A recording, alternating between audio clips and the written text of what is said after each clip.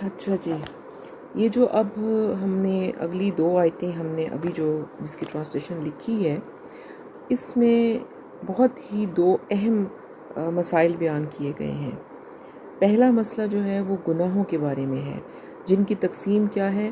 کبائر اور صغائر، یعنی کہ کچھ کبیرہ گناہ ہوتے ہیں اور کچھ صغیرہ گناہ ہوتے ہیں۔ جو بڑے گناہ ہیں ان میں جو بہت ہی زیادہ بڑے گناہ ہیں وہ شرک ہے اور کفر ہے۔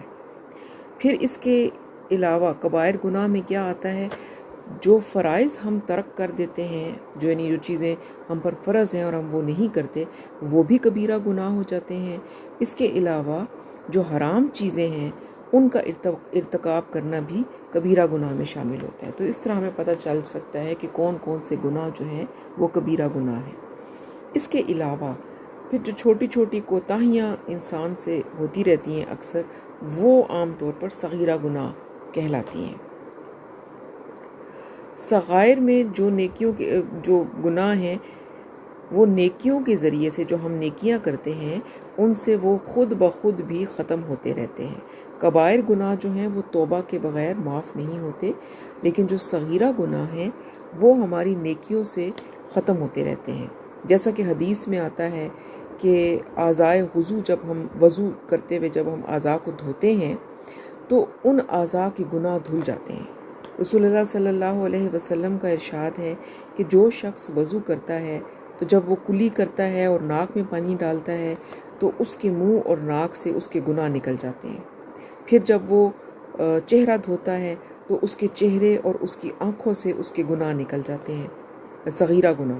جب وہ ہاتھ دھوتا ہے تو اس کے ہاتھوں سے گناہ نکل جاتے ہیں، یہاں تک کہ اس کے ہاتھوں کے ناخنوں کے نیچے سے بھی گناہ دھل جاتے ہیں۔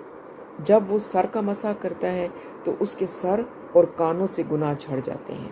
پھر جب وہ پاؤں دھوتا ہے تو اس کے پاؤں سے گناہ نکل جاتے ہیں، یہاں تک کہ اس کے پاؤں کے ناخنوں کے نیچے سے بھی گناہ نکل جاتے ہیں۔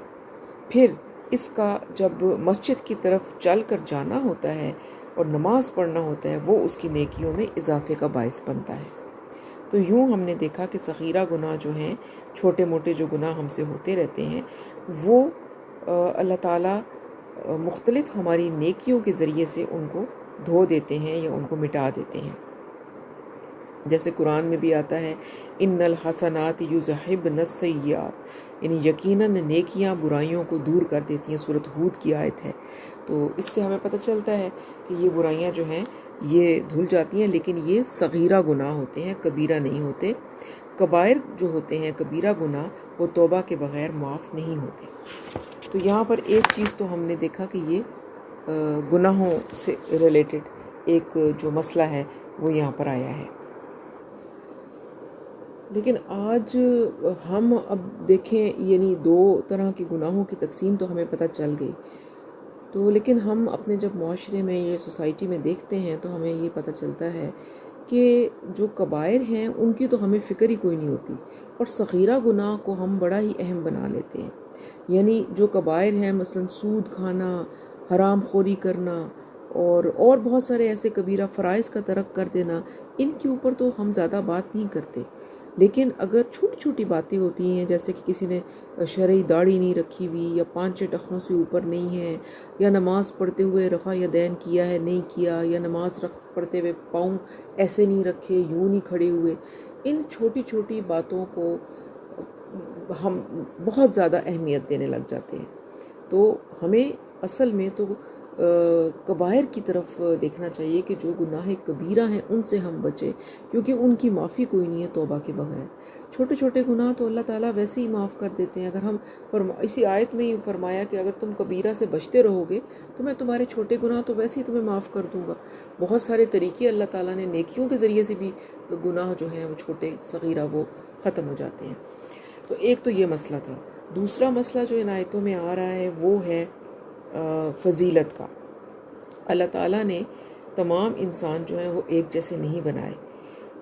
ہر انسان کے اندر کوئی خاص کوالٹی ہے، کوئی لمبا ہے، کوئی چھوٹا ہے، کوئی خوبصورت ہے، کوئی بدصورت ہے۔ اور خواتین کے حوالے سے کسی کے بال لمبے ہیں، کسی کے بال تھوڑے ہیں، کسی کے پاس بے تحاشا علم ہے، کسی کے پاس نہیں۔ تو ہر انسان کے اندر مختلف کوالٹیز ہیں، اللہ تعالیٰ نے ہر بندے میں کوئی نہ کوئی فضیلت رکھی ہے۔ تو ہمیں یہ بتایا گیا کہ جب تم کسی دوسرے کی فضیلت دیکھو، ایسی چیز دیکھو کسی دوسرے میں جو تمہارے پاس نہیں ہے، تو پھر کیا کرو، اس کے اوپر کڑو مت اور حسد مت کرو۔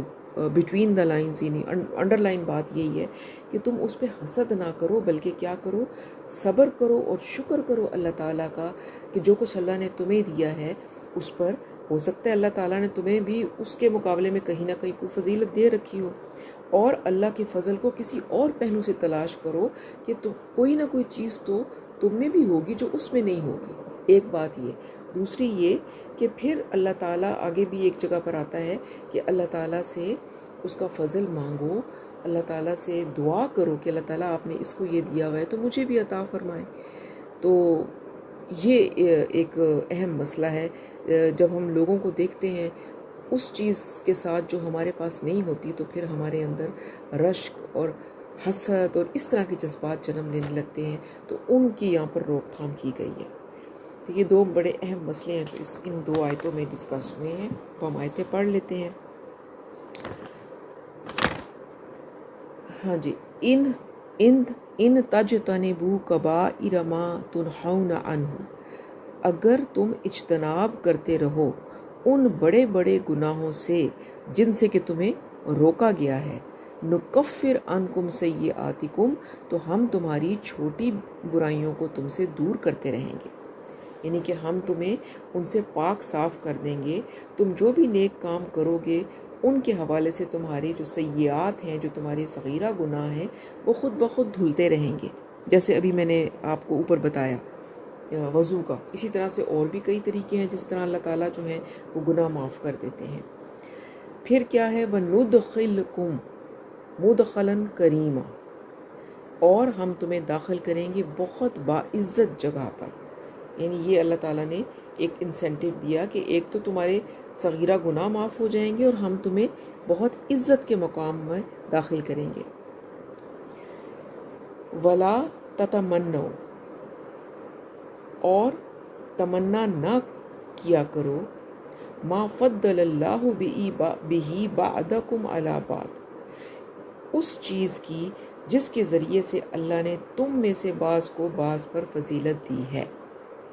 ٹھیک ہے جی، اللہ تعالیٰ نے یہ جو میں نے آپ کو پہلے بھی ابھی بتایا ہے کہ اللہ تعالیٰ نے بعض لوگوں کو کسی بھی اعتبار سے دوسروں پر فضیلت دی ہے، تو تم وہ فضیلت دیکھ کر بے چین نہ ہو جاؤ، کڑو مت، اور حسد اور عداوت اور رقابت ایسے جذبوں سے اپنے آپ کو پاک رکھو، اور پھر یہ کہ یہ دیکھو کہ اللہ نے تمہیں بھی کہیں نہ کہیں فضیلت دے رکھی ہوگی، اور پھر کیا کہ تم دعا کرو اللہ تعالیٰ سے کہ اللہ جو فضل آپ نے اس کو ادا کیا ہے وہ مجھے بھی عطا کریں۔ اور اس طریقے سے، یعنی یہ طریقہ بتایا گیا انسان کو کہ کس طرح وہ ایسی سچویشن میں بیہیو کرے۔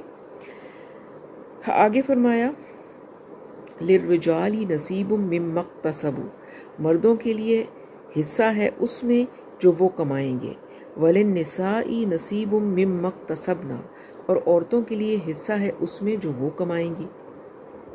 یعنی جہاں تک تو سیئات اور حسنات اور منکرات کا معاملہ ہے، مرد اور عورت میں بالکل مساوات ہے۔ مرد نے جو نیکی کمائی وہ اس کے لیے ہے، عورت نے جو نیکی کمائی وہ اس کے لیے ہے۔ ٹھیک ہے نا، دونوں کے لیے میدان کھلا ہے۔ عورتیں نیکیوں میں مردوں سے آگے بھی نکل سکتی ہیں۔ کروڑوں مرد ایسے ہوں گے قیامت کے دن جو کہ حضرت خدیجہ، عائشہ، حضرت فاطمہ کے مقام پر رشک کریں گے اور ان کی خاک کو بھی نہیں پہنچ سکیں گے۔ تو یہ تو اللہ تعالیٰ نے فرما دیا کہ مرد اور عورت جو ہیں ان کے لیے میدان کھلا ہے، وہ نیکی کریں، نیکی میں ایک دوسرے سے آگے بڑھنے کی، سبقت لے جانے کی کوشش کریں، اور ان کے ساتھ وہی معاملہ ہوگا کہ جتنا کہ وہ عمل کریں گے۔ اور یعنی تقوی جو ہے، تقوی کے میدان میں عورت اور مرد دونوں کو کوئی مرد کو فوقیت نہیں ملی، بلکہ دونوں کے لیے راستے کھلے ہیں اور دونوں کو ایک جیسے مواقع ملے ہیں۔ دونوں محنت کریں، اور اس میں جو زیادہ محنت کرے گا وہ زیادہ پا لے گا۔ تو جتنا وہ عمل کریں گے اس کے مطابق ان کو حصہ ملے گا۔ اس میں کوئی وہ نہیں ہے کہ مرد کو فضیلت ہے عورت پر یا کیا، وہ فضیلت وہ اپنی کوشش اور محنت سے کما سکتے ہیں۔ وَاسْأَلُوا اللَّهَ مِن فَضْلِهِ، اور اللہ سے اس کے فضل کا سوال کرو، مانگو، دعا کرو۔ یعنی جو فضیلت بھی اللہ نے دوسروں کو دے رکھی ہے، وہی جو بات پہلی آ رہی تھی کہ اللہ نے کچھ لوگوں کو کچھ پر فضیلت دی ہے، تو فرمایا جب وہ ایسا دیکھو تو پھر کیا کرو کہ وہ سوال کرو اللہ تعالیٰ سے، یعنی کہ دعا کرو اللہ تعالیٰ سے کہ اللہ تعالیٰ مجھے بھی یہ چیز عطا فرمائیں۔ اور حسد کے جذبات، کیونکہ جب ہم بہت زیادہ تمنا کریں گے تو یقیناً حسد آ جائے گا، اور پھر حسد بگڑتا بگڑتا بہت دور تک چلا جاتا ہے۔ اس لیے فرمایا کہ ایسی چیزیں مت ذہن میں لاؤ، اور اللہ کا فضل ہے، اللہ نے کسی اور کو دیا ہے تو انشاءاللہ وہ جب ہم دعا کریں گے تو وہ ہمیں بھی ملے گا۔ اور پھر یہ ہے کہ صبر اور شکر کرنا چاہیے اگر نہ ملے، کیونکہ امتحان بھی تو دینا ہے، تو کسی نہ کسی شکل میں پیپر امتحان کا بھی آنا ہے اس دنیا میں۔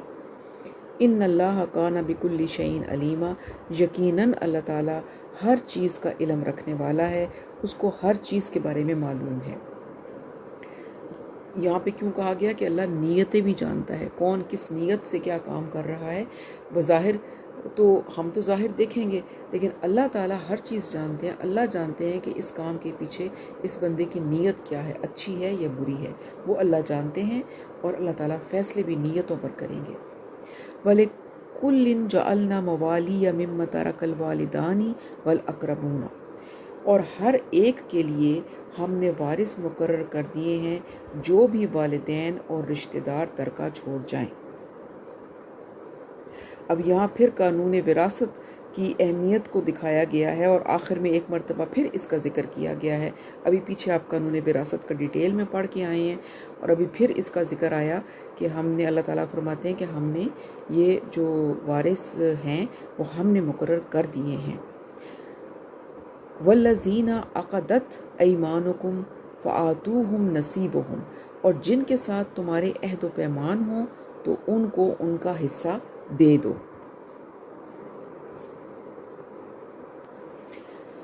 تو اللہ تعالیٰ نے سارے وارث تو طے کر دیے، لیکن ایک پوائنٹ اور یہاں پر آ گیا کہ تقسیم وراثت کے جو احکامات ہیں ان کے حوالے سے ایک سوال یہ سامنے آیا کہ جن لوگوں کا آپس میں بھائی چارہ ہے یا مواخات کا رشتہ ہے، جیسے کہ مدینہ منورہ میں رسول اللہ صلی اللہ علیہ وسلم نے ایک انصاری اور ایک مہاجر کو بھائی بھائی بنا دیا تھا، تو کیا ان کا وراثت میں بھی کچھ حصہ ہے؟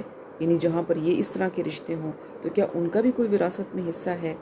تو اس ضمن میں یہاں وضاحت کر دی گئی کہ وراثت تو اسی قاعدے کے مطابق ورثہ میں تقسیم ہوگی جو اللہ نے مقرر کر دیے ہیں، لیکن جن لوگوں کے ساتھ انسان کی دوستی ہوتی ہے، کوئی بہت اچھا تعلق ہوتا ہے، عہد و پیمان ہوتے ہیں، یا جیسے منہ بولے بھائی یا بیٹے ہوتے ہیں، تو ان کا وراثت میں تو کوئی حصہ نہیں ہے۔ لیکن اللہ تعالیٰ نے فرمایا کہ اپنی زندگی ہی میں ان کے ساتھ جو بھلائی کرنا چاہو کر سکتے ہو، انہیں جو کچھ دینا چاہو تم دے سکتے ہو، اور اپنی وراثت میں سے بھی کچھ وصیت کی جا سکتی ہے، یعنی جو جتنے حصے کی وصیت الاؤ ہے وراثت میں، اس میں سے آپ ان لوگوں کے لیے وصیت کر سکتے ہیں کہ جو وارث نہیں ہیں، بلکہ جن کے ساتھ آپ کا کوئی ایسا تعلق ہے اور جن کے ساتھ آپ نے کوئی عہد و پیمان کیے ہوئے ہیں۔